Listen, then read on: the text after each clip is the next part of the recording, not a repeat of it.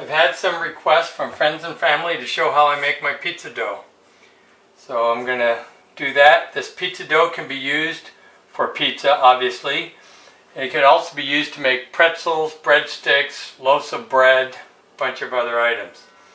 So I start with 1 3/4 cups water, warm water, plus 2 tablespoons. So a little over 1 3/4 cup water. I add 2 tablespoons of sugar. None of this has to be very accurate. And then I try and dissolve the sugar in the water. That looks pretty good. Then I take 2 tablespoons of yeast. Again, this is not a critical measurement.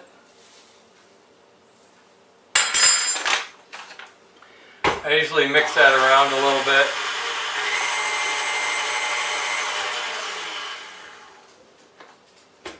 Then I add 2 tablespoons of olive oil.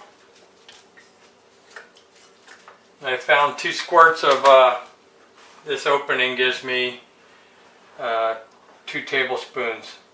Then I add 3 cups of flour. Again, it's not real critical.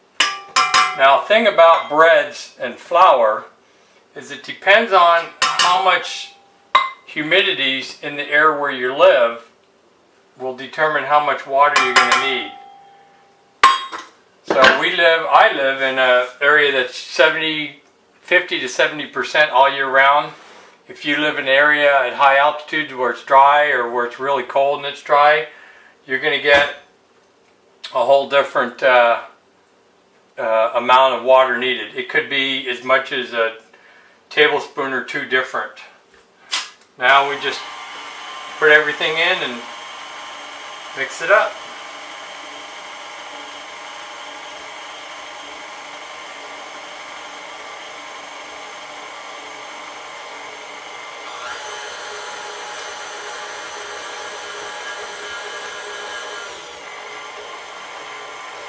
I don't want to go too high and have it throw flour out.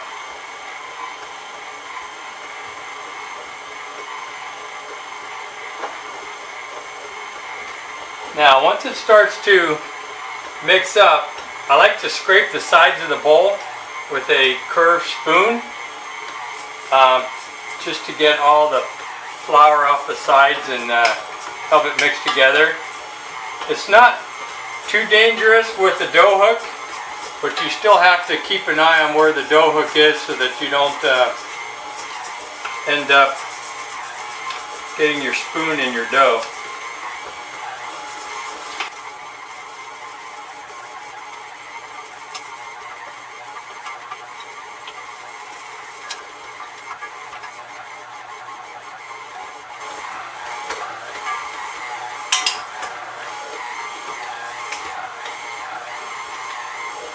Now this dough is looking pretty good. It should clean off most of the sides without scraping, but it'll leave a little bit, and I just like to get it all cleaned off. Plus sometimes I kind of grab it with the spoon if it gets stuck on the dough hook and isn't kneading, it's just spinning. Right now it looks like it's kneading really well. Let it go for a couple minutes.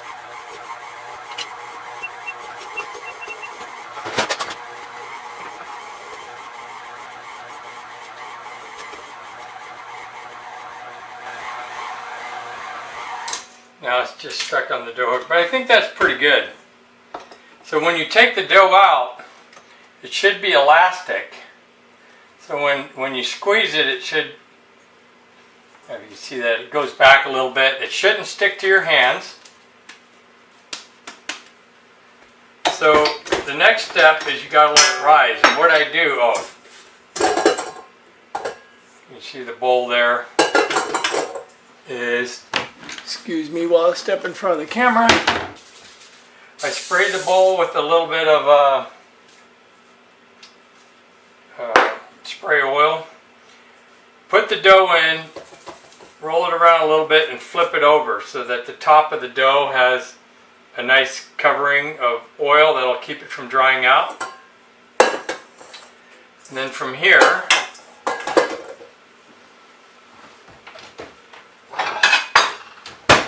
I'm trying to cut down on plastic, so I just cover this with a plate and I'll put it in my oven at 100 degrees. My oven has a temperature setting which you can set all the way down to 100. It's some ovens call it the proof mode or bread dough mode. Mine will go from 100 to 140 and they call it the dehydrate mode. Anyway, I'll stick in the oven for about 20 minutes. Depends on where you're at, what the temperature is and all that stuff. Could be 15 to 30 minutes. Higher altitude, usually you have to let it rise more. Quick note, while the dough is rising, and now's a good time to clean up any mess you made while making this so that the next stage you have a nice area to work in. While the dough is in the oven rising, since I'm going to make breadsticks, you want to mix up some baking soda and water. I take 1 cup of water, heat it in the microwave for a minute, and I want to put in about 2 tablespoons of baking soda.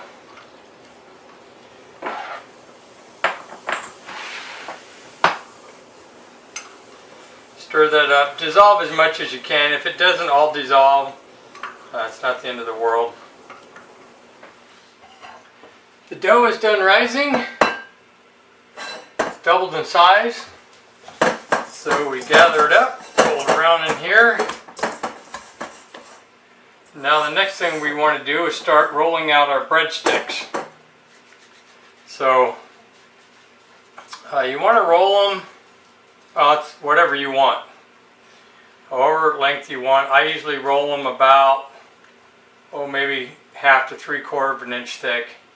Now a couple of notes here. If you end up with a, I don't know what you'd call this, wide fat dough, because the way you're rolling it in your fingers, what you can do is shift your hands so they're not parallel like this.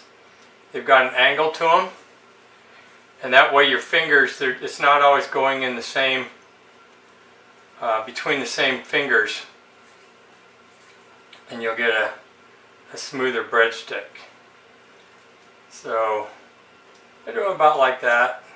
Try not to get the ends too pointed, and just put them on your tray. I'm using a pizza screen.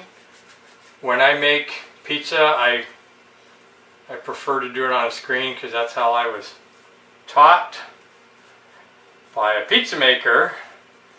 The place was excellent, made the best pizza I've ever tasted, and unfortunately they went out of business.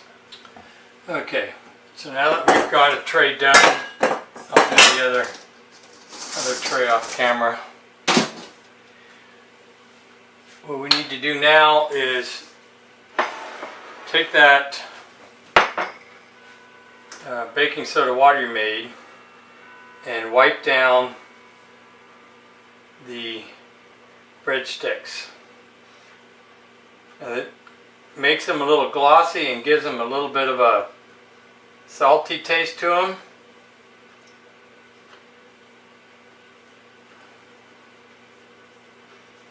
And then in addition to that, I ground up some sea salt, and I like to put a little salt on them.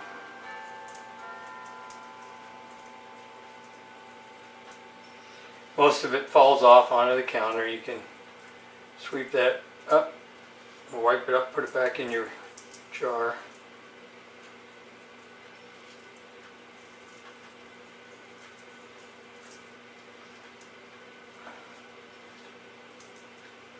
Okay, that's ready for the oven.